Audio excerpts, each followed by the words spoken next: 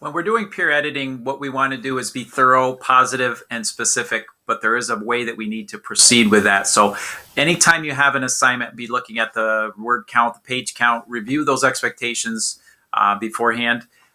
Pick someone's paper and open it up in your machine. Also, in the schedule, whichever course you're taking, there'll be a peer editing form. So you go in, copy it.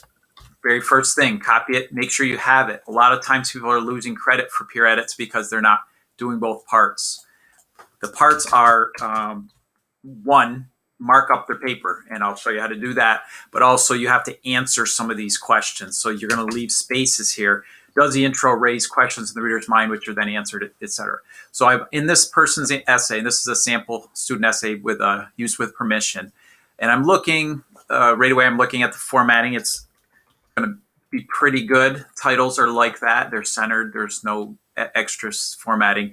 I hit Control-Shift-E, or if I can go to the Review tab, Track Changes, and you'll see that's marked up. So I'm going to italicize journal titles. Now, one thing that can happen is you open and close that, and it will toggle on and off my comments, or you can click Accept.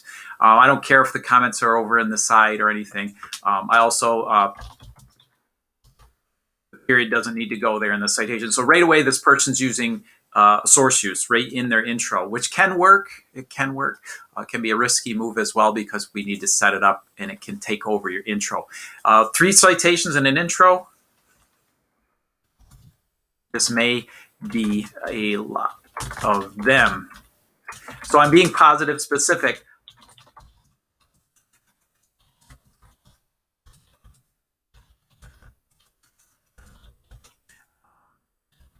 And I might just have a question, thesis location.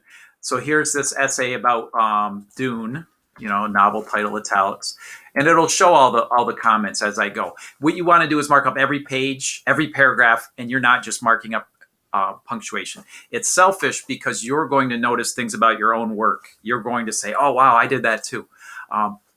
If the paragraphs drag on, you might even just, mark up like paragraph break. The point is you're going to get a couple dozen comments, and they're not just punctuation comments. We're not just doing punctuation editing. Revision would be at the whole chunks of text. Editing would work at the sentence level. Proofreading is at the space level, like seeing here, like 2 little periods.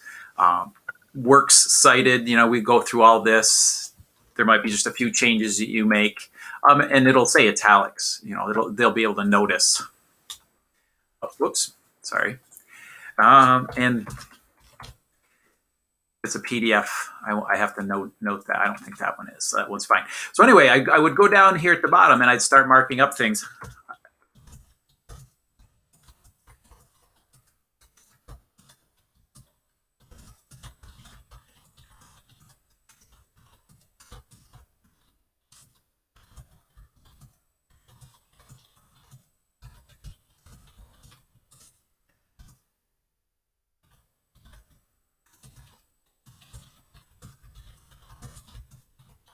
It could be that you want to keep what's there. You don't want to scrap it, and you just ask them to, maybe add on an actual intro instead of a body paragraph.